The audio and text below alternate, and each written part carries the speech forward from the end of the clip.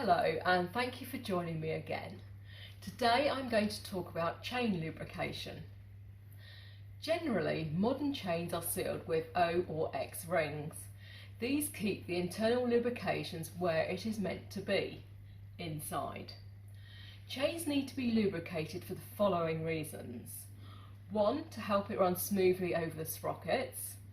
2. To prevent the seals drying out.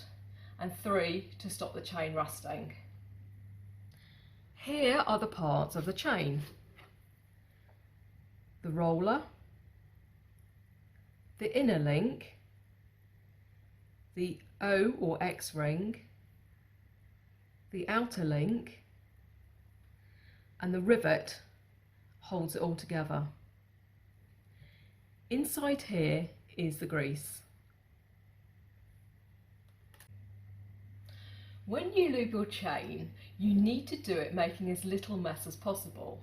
Avoid it going over the rear disc and never do it with the engine running and the bike in gear. You will hurt yourself.